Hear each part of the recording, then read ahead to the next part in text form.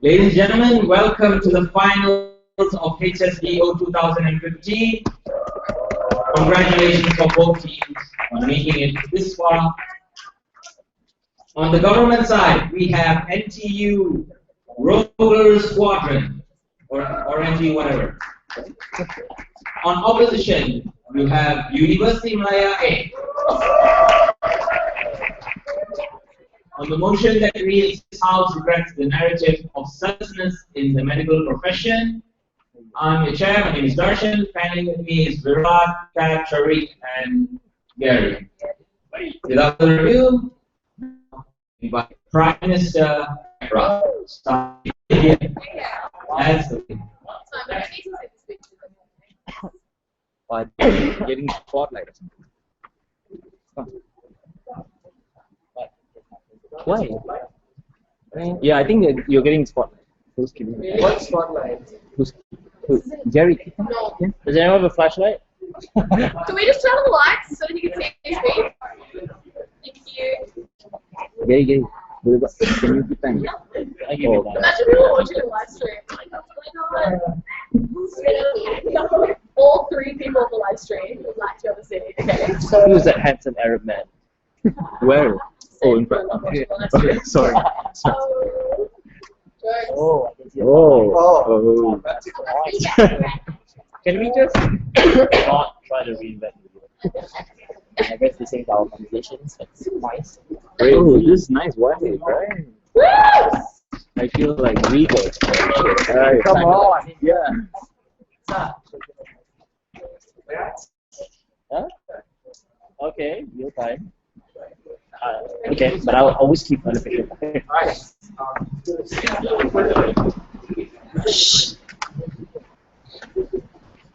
Order.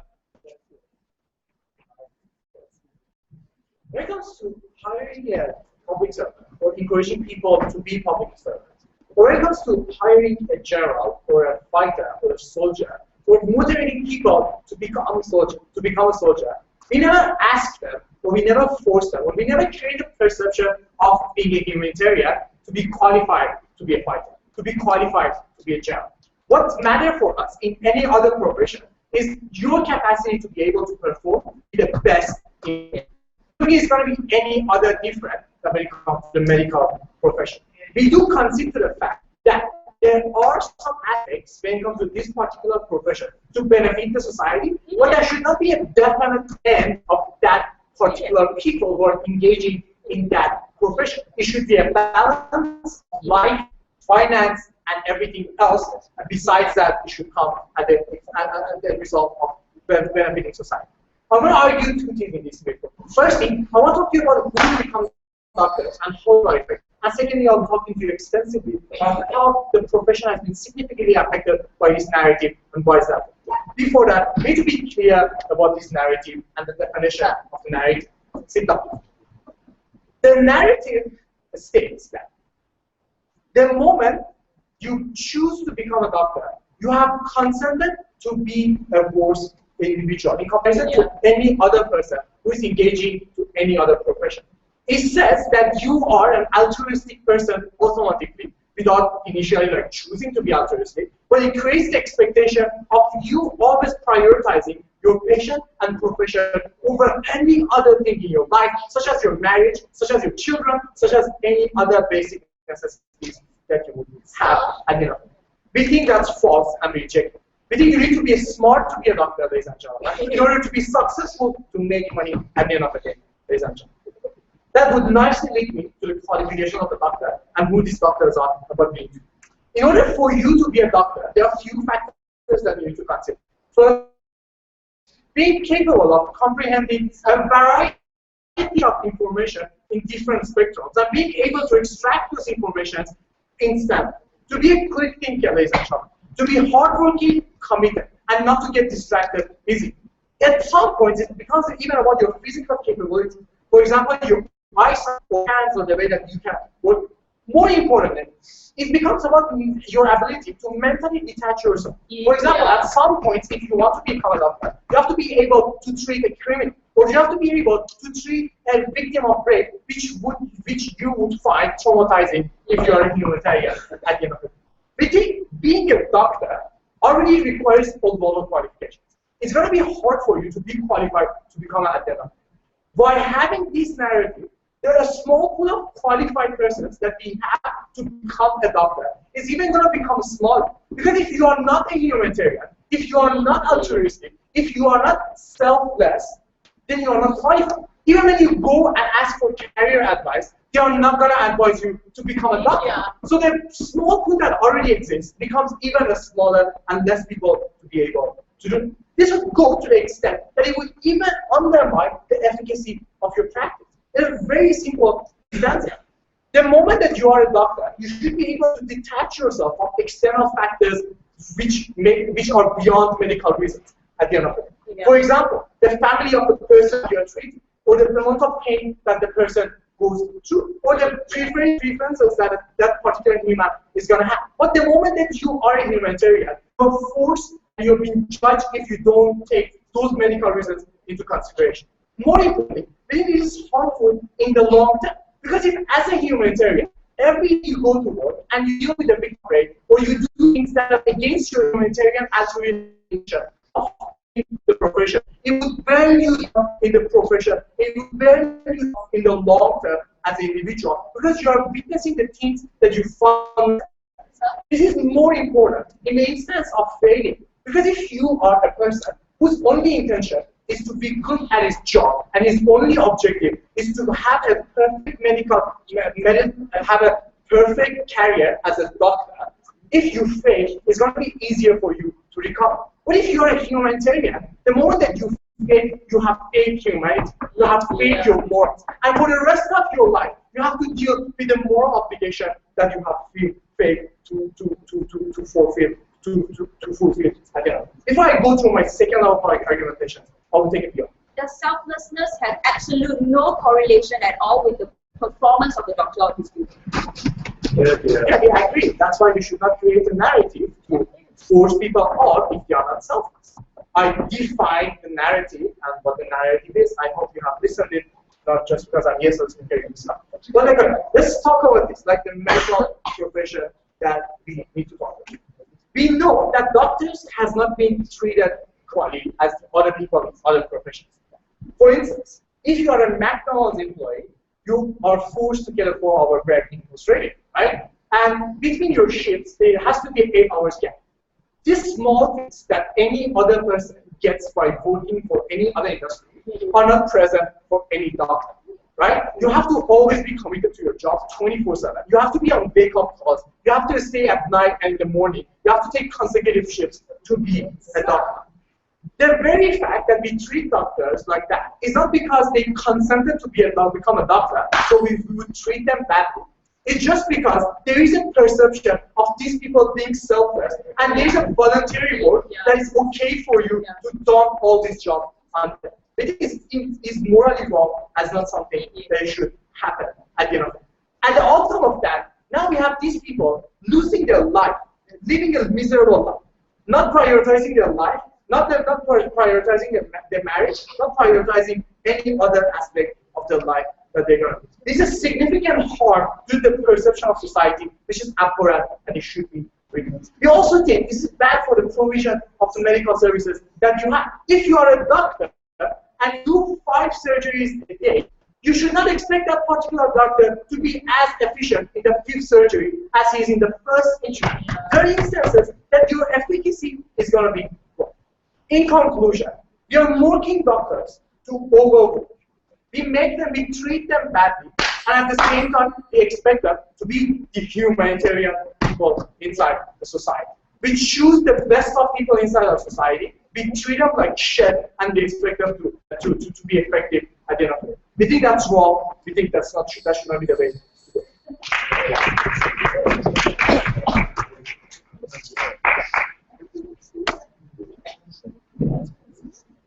I thank the Prime Minister Behrad. Now I call upon the leader of opposition. Patrick. Here.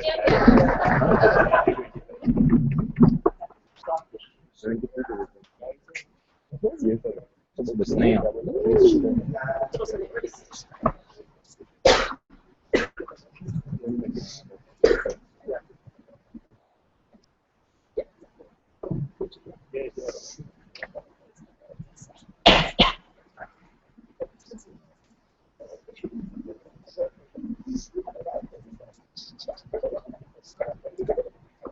On your way out to this debating venue, you have seen posters along the wall. You see pictures of Hippocrates, you see pictures of Sun Si Miao, and all of them tell you the very same thing.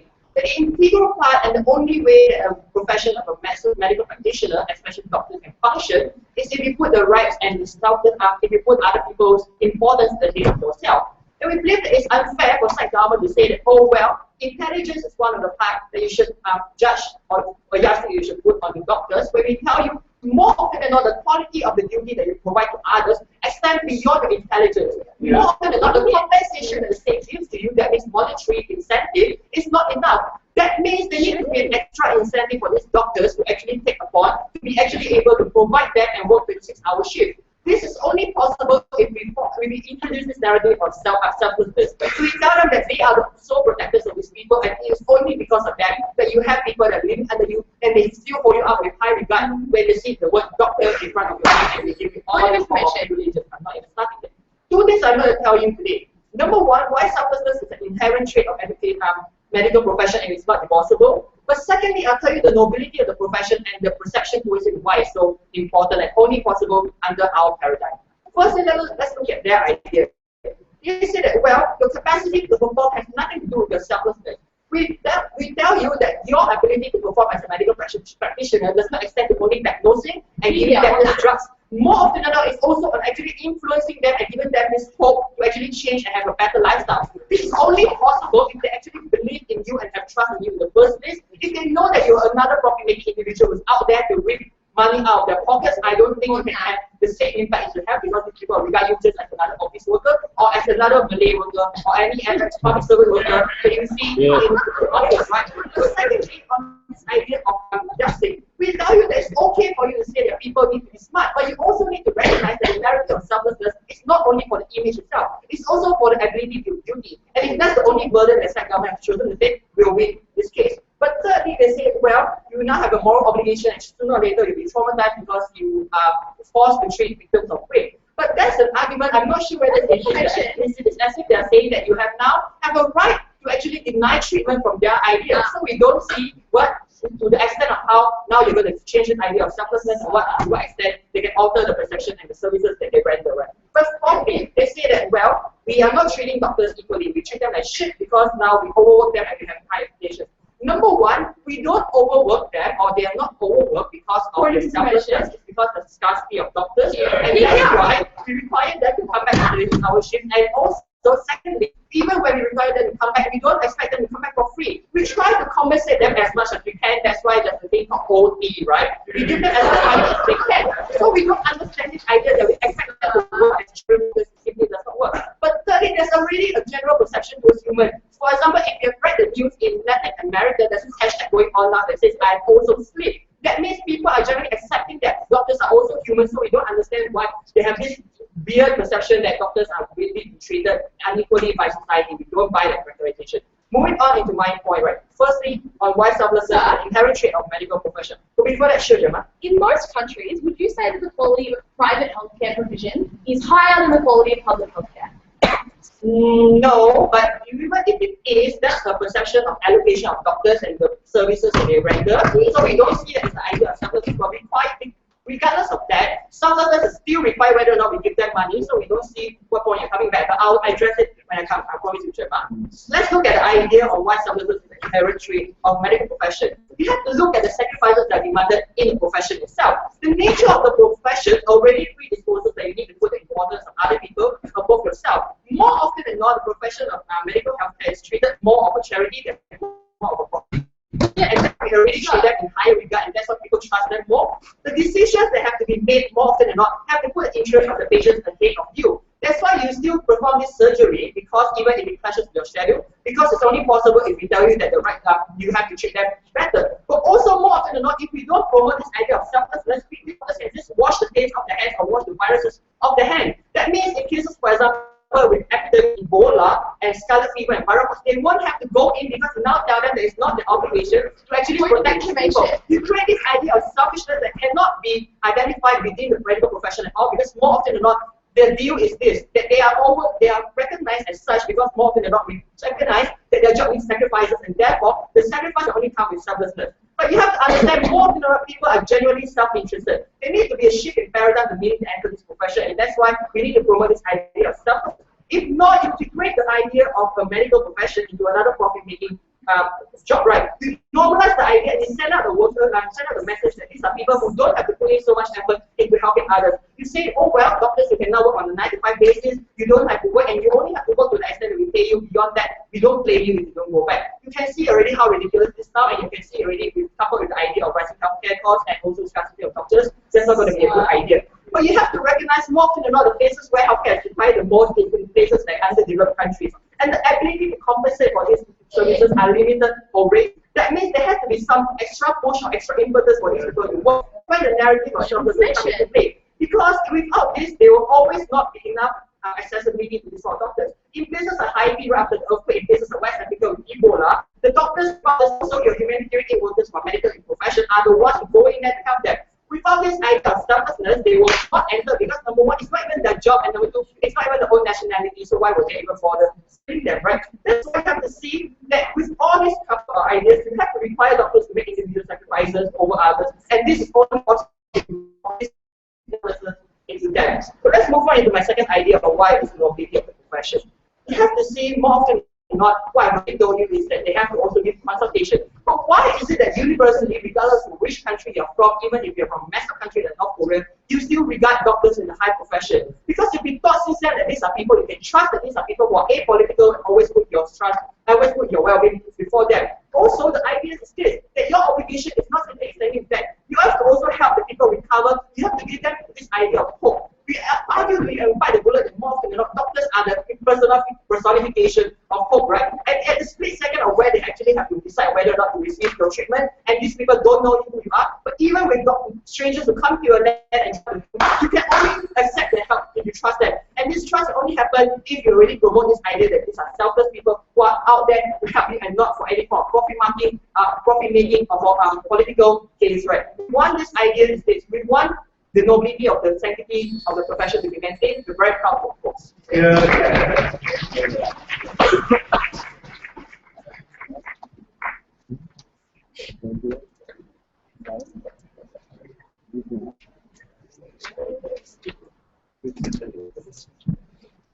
I thank the Leader of Opposition. Now I'd like to call upon the Deputy Prime Minister, Gemma.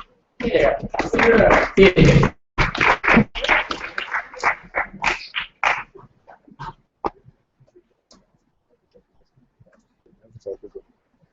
Patrick accepts in his speech that the majority of human beings on planet Earth are motivated by self-interest. And his way of responding to that fact is to say, well, we ought to try to pressure them to not be self-interested. Unfortunately, we think by and large, the outcome of that policy has been to send many, many people who are and will continue to be self-interested fleeing away from ever joining the medical profession. People who could be incredibly good and valuable contributors to that profession, people who could reduce the scarcity that they tell us is driving up healthcare costs and forcing us to underpay and overwork doctors. We think we could resolve that problem if we said to people who right now choose to become a structural engineer instead, or choose to become a chemist and work at a pharmaceutical company instead of becoming a doctor or a brain surgeon, because they presume that will be an easier life and it will be more profitable for them. We would like those people to become doctors. The question I ask you is when and how do you create that world when you continue to tell people that they ought to accept less as a doctor, that they ought to be happy with being paid less, that they ought to be happy with working more hours, because their life should always be secondary to the lives of the people they help. And here's where they went wrong. To just answer my question about the differentiation between public and private healthcare. For a start, Patrick, I don't know if it's true in Malaysia, but I think I can say for every country I've ever been to, private healthcare is overwhelmingly higher quality than public healthcare. And the reason for that is because in a world where there is a differentiated system, the doctors who want profit also happen to often be the doctors who are best at doing their job, and they choose to exploit the quality of the services they provide by getting a job in the private sector. The reason for that is because even people who are currently doctors, we think still possess some degree of self-interest, which drives them away from the nature of medication that you want to provide, a world in which they work many hours, a world in which they pay very little. We would prefer that the medical profession as a whole was appealing to self-interested people who could make a choice to do something else, people who could decide to work in the private sector. And to give you a really clear analogy, right, there are many, many incredibly good people who ultimately do very good things for society, who instead of going and working in the public sector and working for government at an incredibly low wage, choose to go work for a consulting firm, ultimately getting paid a hell of a lot more, but also ultimately doing a heck of a lot more social good. You think that that's the kind of people who let's talk about the scarcity. They say the response to scarcity is that we have to pay a lot of money for medical services, so therefore you ought to accept less. I have two questions. The first is, why? Why is it principally justified because you chose to become a doctor that if there is a strain on public funding for anything, you ought to bear the consequences of that strain? Why is it the case that we assume that if you become a public servant in like a professional office, you're not selfless? So we shouldn't cut your wage, we shouldn't make you work 4 shifts in a row, we shouldn't make you work 20 hours a day. But if you're a doctor, you must be humanitarian. The outcome that they talk about is that when you're making decisions about where to allocate funding, they do make those cuts in healthcare. They do those cuts for doctors because they assume that they take this up all of them.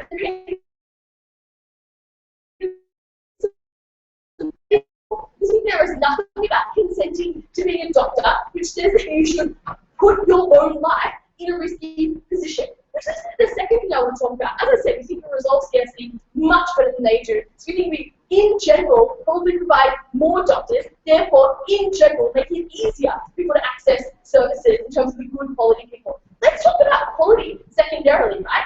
Here's where you should engage with the fact that the constant pressure financially to drive down what we pay doctors actually makes the quality of medical services much worse. So yes, it might be true that you can compel people by moralizing them and telling them they ought to be selfless and therefore work 20 hours a day. It might be true that you can convince them to work 20 hours a day. Unfortunately, you cannot make them more capable of doing a good job when they haven't slept than they already are. And that's the reason why overwhelmingly the kind of healthcare system you have provides incredibly low quality healthcare.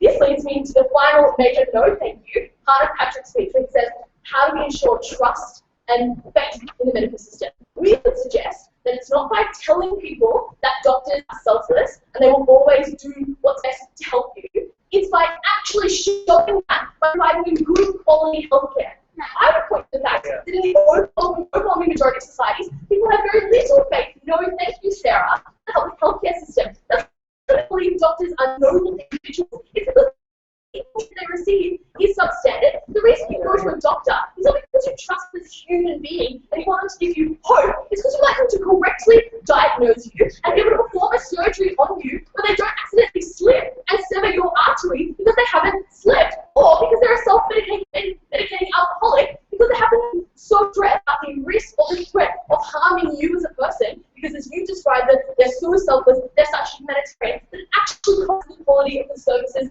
they provide. That's another characterization we can give. We think these people are actually less capable of making good, rational, calculated decisions. An analogy I provide prevent doctors right now from doing surgery on their loved ones. Why is that? Because I want you to have an emotional relationship with the person treating. Because you want to what's in the best objective interest of that person, not what makes them feel better at the time. You give someone hope by lying to them or incorrectly giving medical information is the outcome we would like to see. I think that's more likely that these people care exclusively about the humanity of their job rather than doing a good job as a professional. Actually, without seeing hiring those who need medical expertise the most from general hospitals already happens. That's the truth right now, that the best doctors go into the private healthcare system. What we're saying is there are many good people who could be good doctors who currently become engineers or become consultants or become investment bankers, because those people want to be able to make profit and they want to be able to see their family on occasion. We would like people who are smart enough to be doctors and who are physically capable of doing surgery to choose to be a doctor and so engage with that reality. The final part of that case that I want to talk about, will people ever treat Ebola in a way in which we don't guilt them into potentially ruining and killing themselves to treat someone? We think, irrespective of that, principally it is wrong to compel people to put their own lives at risk by saying to them that you are a terrible human being if you do not prioritize everybody else above yourself all of the time. I think that is just principally incorrect. But secondly, we think in the way that the private market pays you more to account for the additional risk that you take on in a professional capacity, we ought to do that with doctors as well. We think in the same way that going down a mine is risky, and therefore we account for that in incentivizing you financially, we think we should do that for doctors. Because here's the thing, when you make it a professional necessity to do a good job is done. You allow people in government to operate, but not only through obligation or through guilt, but through the potential that they can earn more money or get a promotion. You think the quality is better, you think the numbers are better, you think people are better off as a result of it.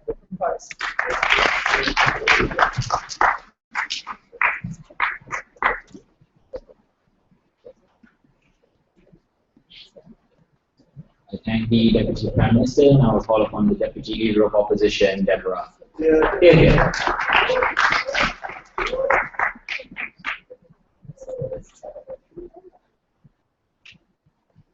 This debate is not about the rich who can afford to pay themselves for quality health care in private hospitals.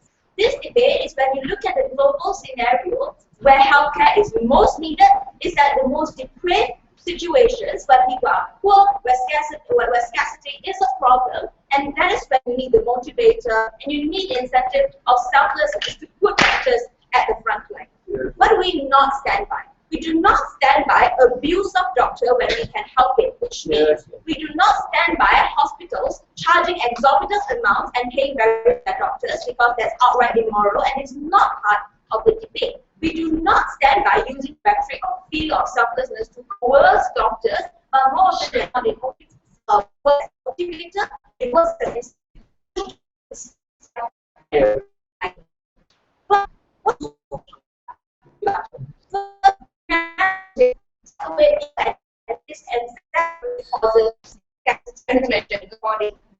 Firstly, that's a matter of perspective. Some people may be driven with that, more positively motivated and wants to live that kind of life that people come to. Same way when you look at professions such as soldiers, such as policemen, such as firemen. So that's really arbitrary and you're going nowhere with that argument. And if these people, and if you're talking about people who are going to be turned away because they're not getting paid enough, these are also probably the people who are going to turn away your rapists as for refuse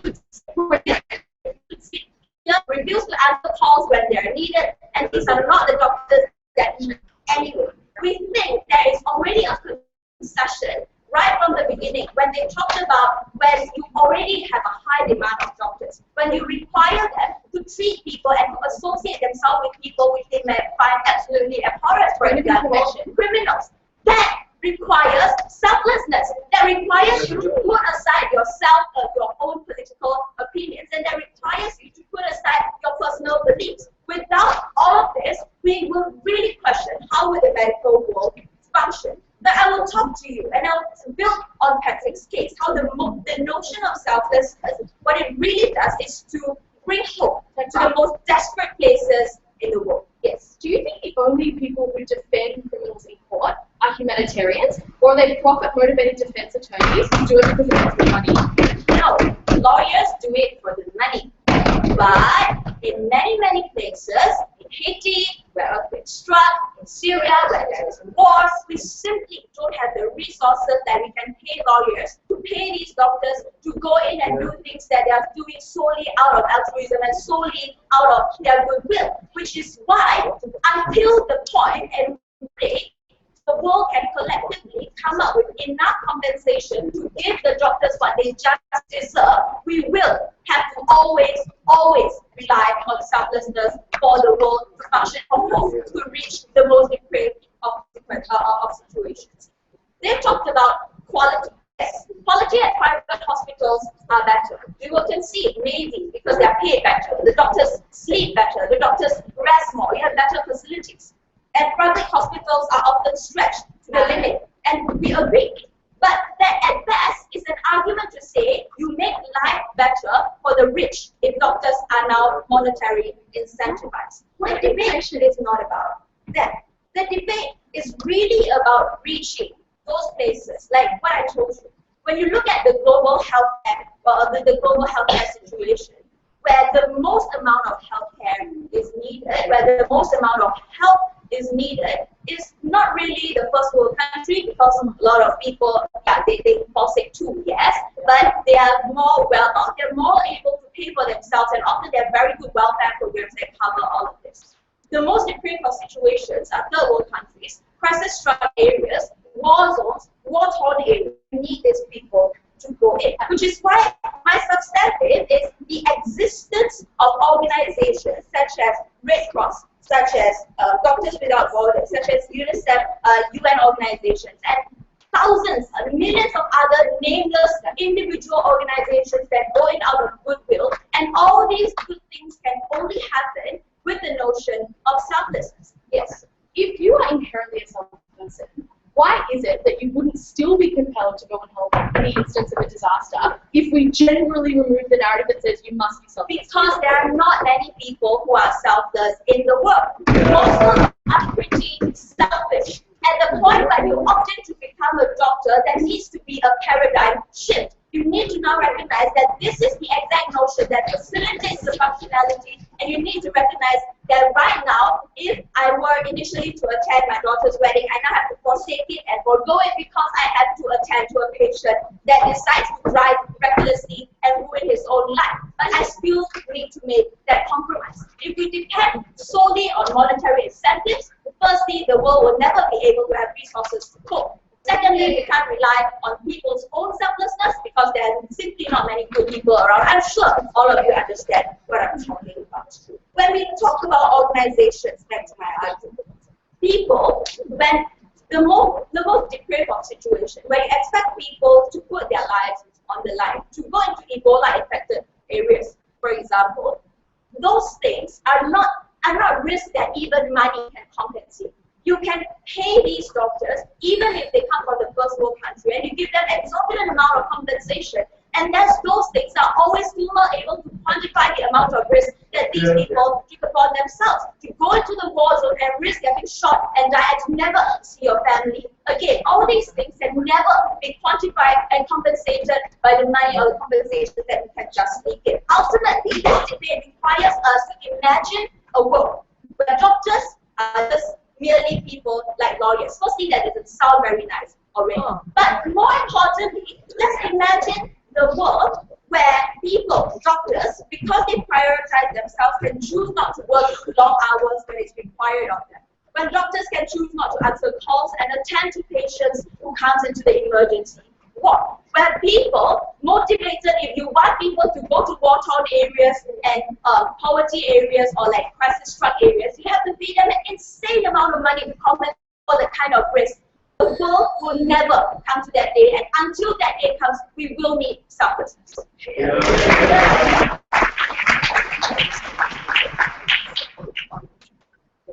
I thank the Deputy Leader of Opposition. I'll call upon the government to wait.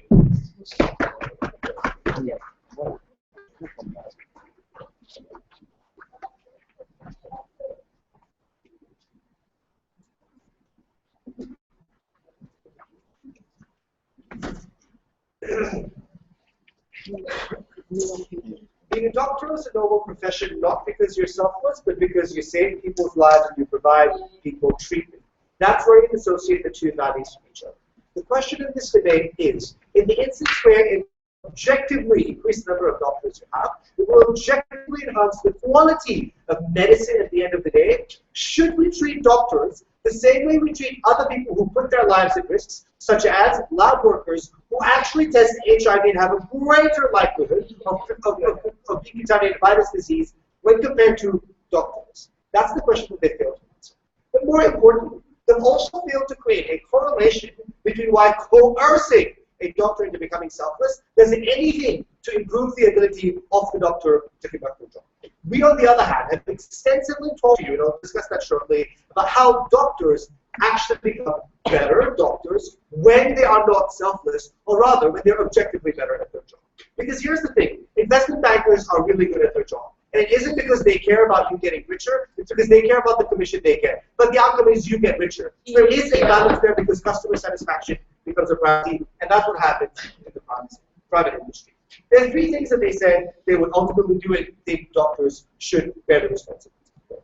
First, they told you that doctors should be coerced into risky jobs and risky environments and should bear the brunt of every problematic thing that medicine could ever face. But they've never actually explained to us why that can be done when there's an alternative way in which this can be executed.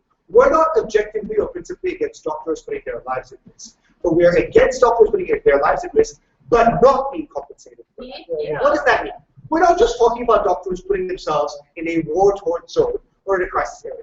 We're talking about doctors objectively harming their existence as human beings by becoming drug addicts, by becoming alcoholics, or by sleeping 5 hours a day, 4 hours a day, and therefore eventually becoming individuals that could be dysfunctional in the long term. That's the question they need to address, and they're not addressing. So the first thing they said is it's perfectly okay, and Deborah's explanation to not coercing doctors is, well, people are selfish, they're not selfless, so let's coerce them into doing selfless things because that's how society works. But the problematic analysis with that is this. If there are not enough selfless people in society, and everyone is selfish, how do we increase the number of doctors that exist in society? Is it by encouraging people to become selfless, which is very difficult? You know why? Because they actually have alternatives. Because there are a lot of other jobs in society that pay you for the risk you take up and don't force you to go forward to. Because as an investment banker, when you stick 2 hours a night, you wake up a millionaire. Because you are actually paid for the amount of work that you come in. But the secondary analysis is, if there are more selfish people than there are selfless people, and it's difficult for people from being selfless to selfish, is the solution there to continue being stupid and risk people's lives as a society by not having enough doctors, or should we then encourage more people who are selfish, who would objectively value customer satisfaction, and be able to, because of profit motive, become better doctors into the industry? Before I carry on, yes? Sure, we agree that compensating doctors more is better, it will increase everyone's lives, but we simply cannot. How do you respond to that? Our response to that was pretty clear from Gemma. Why should a doctor bear the responsibility solely of the poverty of the state?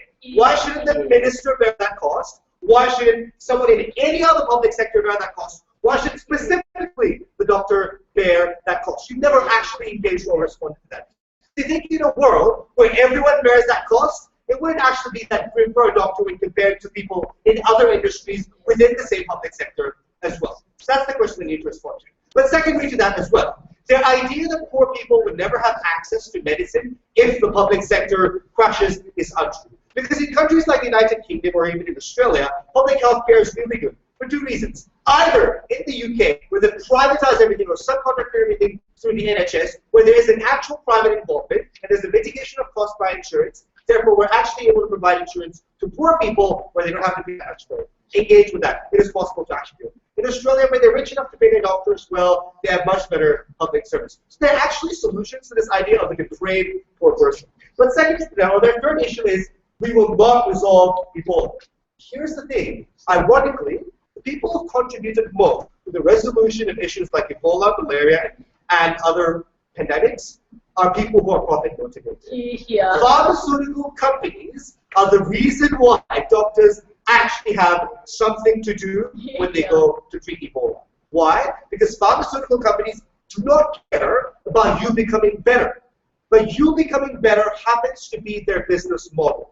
The outcome of you becoming better equals more money, therefore they do it. Likewise, the same for a doctor. The doctor is more incentivized to invest on themselves and to ensure that they don't err with you and make objective decisions that don't take into consideration their own emotions or the emotions of your family members or anything that's not objectively medical into consideration to make a decision, therefore resulting in you becoming medically better. Sit down.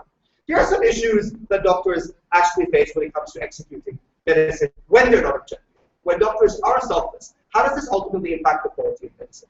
When doctors are selfless, what happens is they're also individuals who emotionally relate to their patients. They're individuals who will think about the impact of the family members or your family members if they break certain news to you, or rather if they make certain decisions to pull the plug when you are a burden on the public healthcare system. Yeah. But more importantly, these are doctors who are able to walk, who are not necessarily able to walk into a surgery and look at a rape victim and not be impacted by it. Two possible outcomes. First, you'll either not be able to appropriately treat this weight victim because your stomach is twisting and turning, or you'll go back and compound all this hurt and pain, and therefore be unable to, in the long term, be a functional doctor.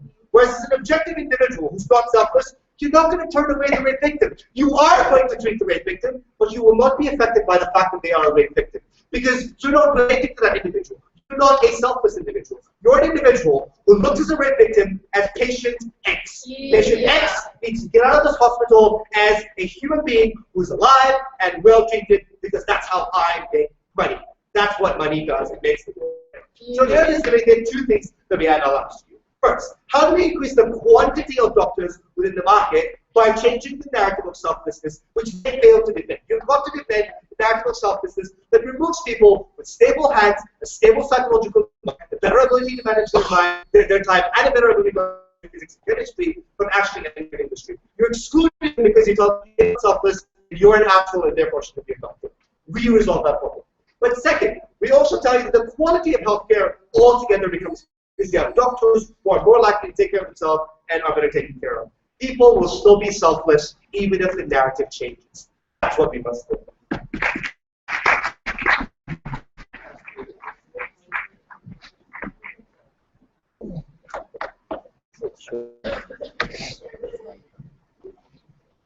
I thank the government. Now I call upon the opposition with here.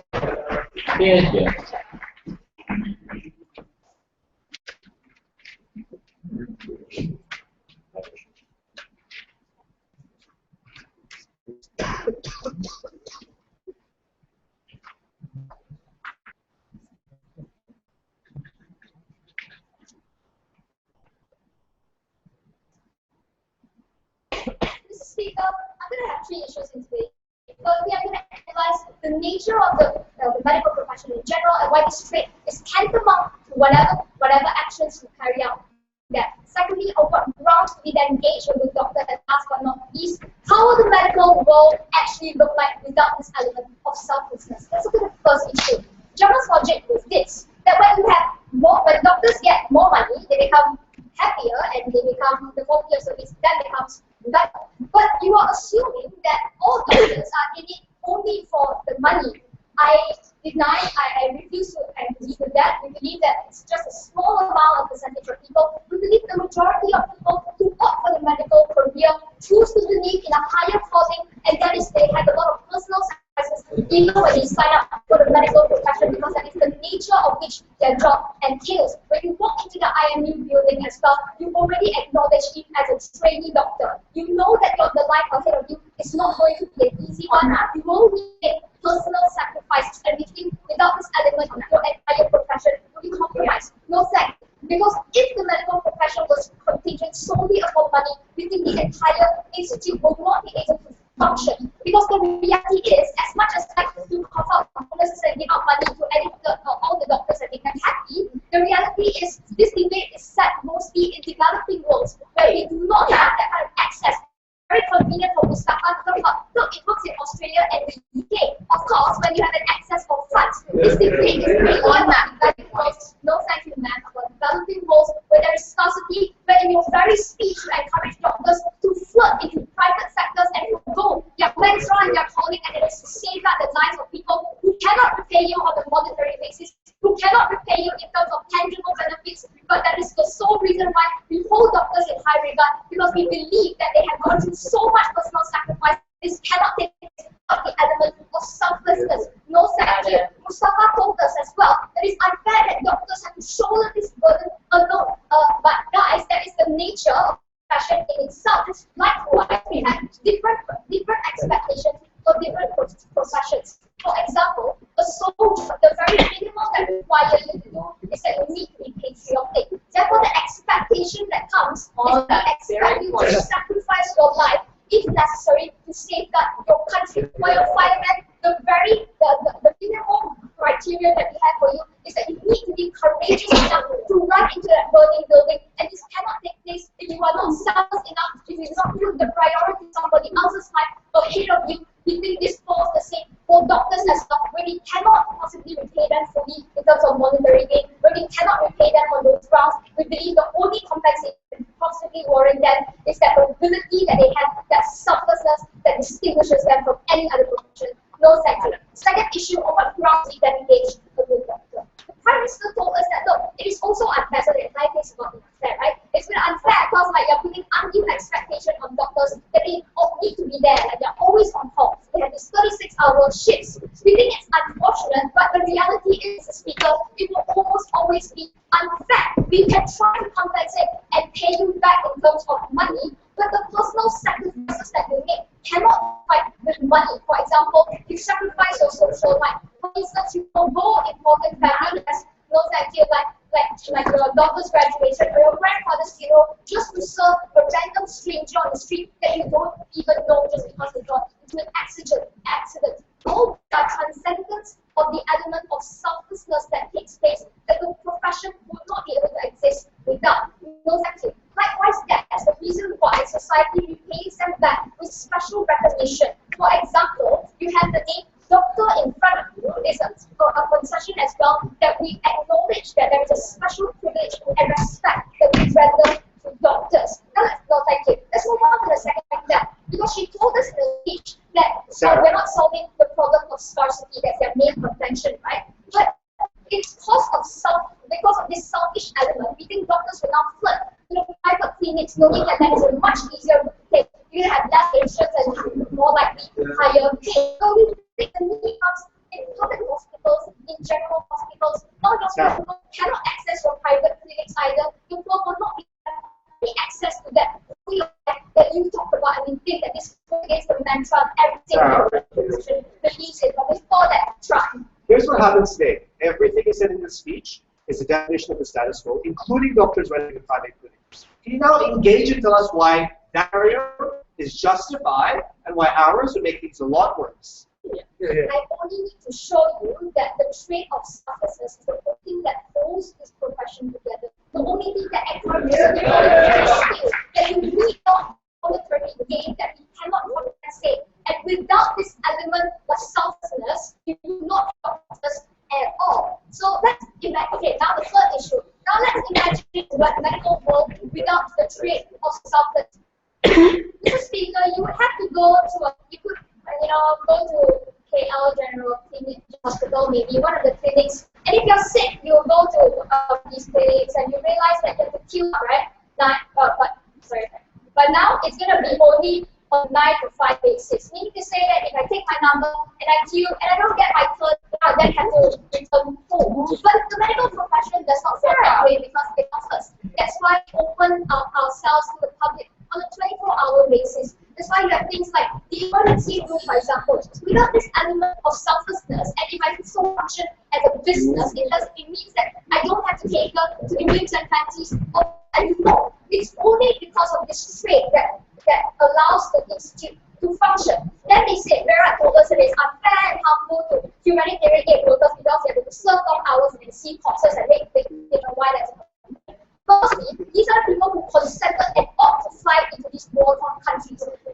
Places such as the Syrian civil war, where Assad was using sarin gas, when ISIS is beheading reporters like James, the only thing and the only defense against these human atrocities was that badge of selflessness and courage to run towards the missiles in Palestine when all your basic human instincts are in the opposite direction. Selflessness is the only bastion that you have that will continue to run ahead against your judgment. That's why we have NGOs, right? It's the reason why it's called the non-governmental organization and non-profit organization. And it's not about the money, Mr. Speaker. It's about that doctrine and that mantra that you believe, like Doctors Without Borders and the International Red Cross, when they tell you that you should love your neighbor more than you love yourself. Those are doctrines and those are constitutions that they hold themselves to and are willing to die for others. I'm extremely proud of this.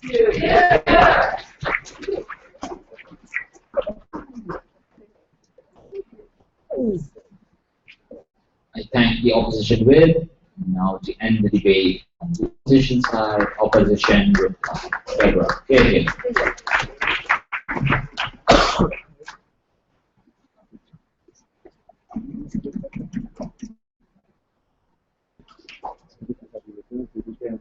What government wanted was when we treat doctors better, eventually there will be more doctors and more people who want to opt into the profession.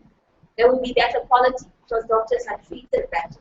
There will be better treatment for patients. And yes, we agree to all of that. And that's not the debate. Because if we have the money, we would pay them too. There will be no problem for us to debate about.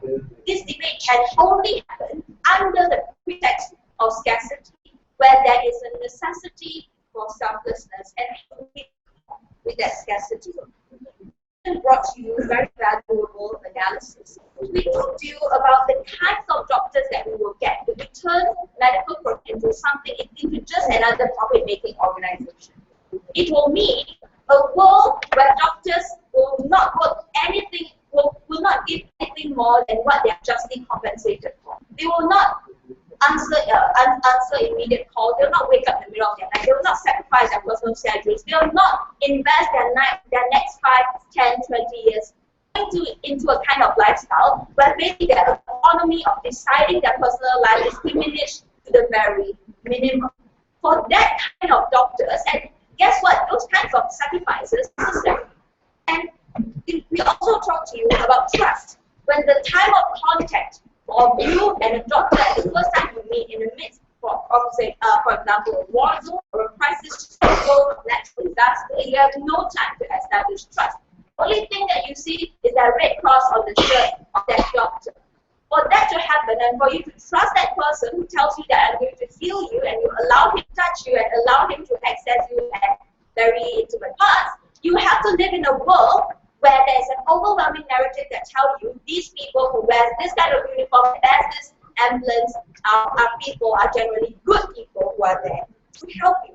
We also talked about organizations as Red Cross, such as organizations like Doctors Without Borders. All these things and all these help that are fueled only by altruism because they always operate at a margin loss. They don't get any profit. They need to go around begging people for funding, for donations, and for them to function, they not only need that monetary funding. For them to sacrifice money, they sacrifice their lives, their time, putting their very own existence on the line. And when we talk about doctors, those are the kinds of perception that we place onto them, which is why it's very faulty for them to assume that society can one day be able to put doctors on the same pedestal as bankers and lawyers because the nature of their profession is simply very different. You contact people at fragile and the most vulnerable times of their life, and you need that form of trust. So the debate really then is about allocation of burden. When scarcity and all these criteria are needed, should the doctors then be passed upon? And this is what Moustafa answered at UI when we say what happens then in terms of scarcity.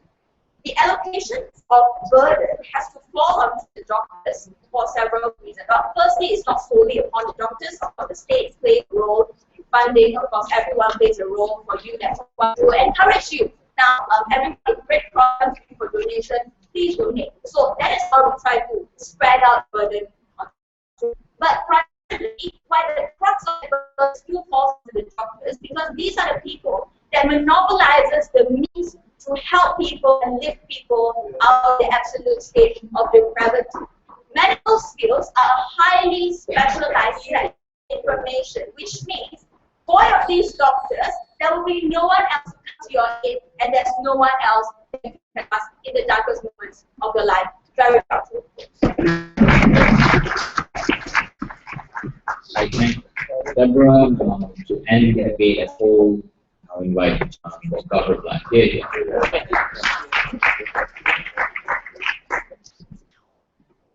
The fundamental mistake in the opposition's approach to today's debate was that they chose to argue about what is rather than what could be. And this is emblematic when Sarah says, it is true that right now the only thing that holds the legal profession together is the sense of obligation and altruism.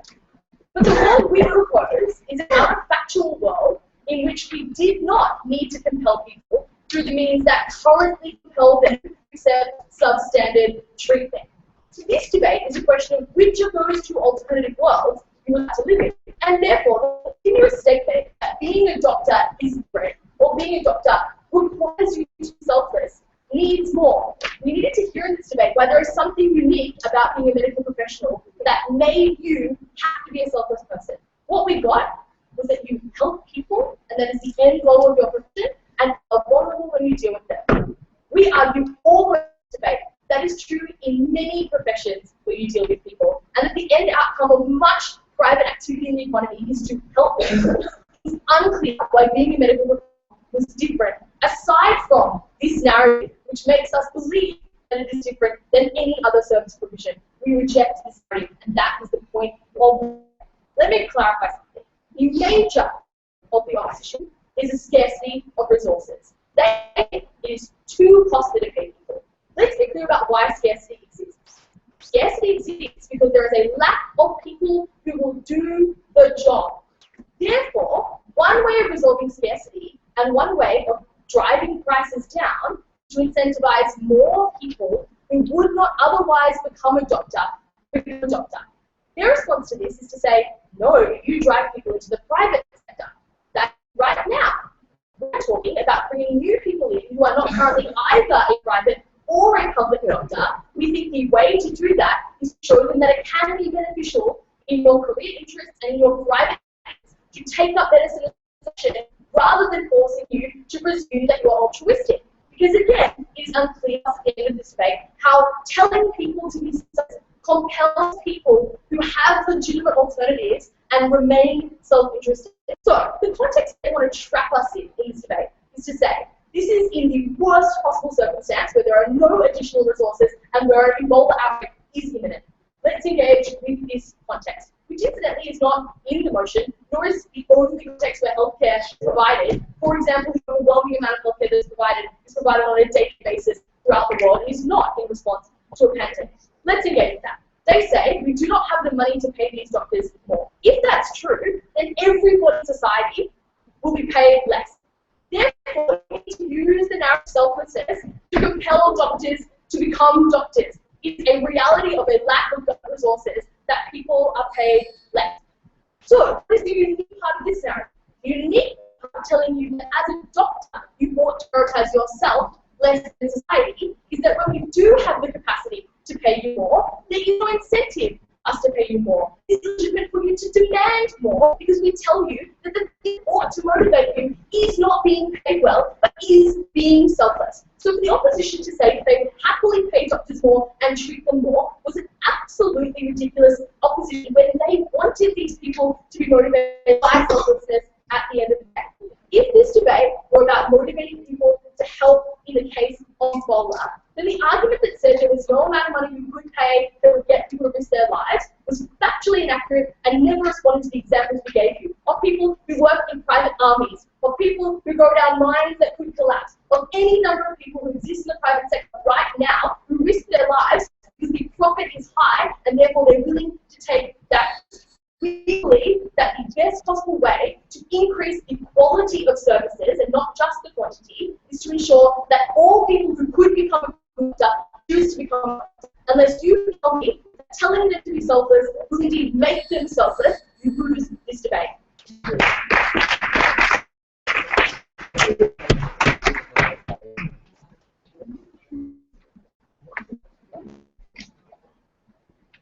Okay, perfect. Very sorry.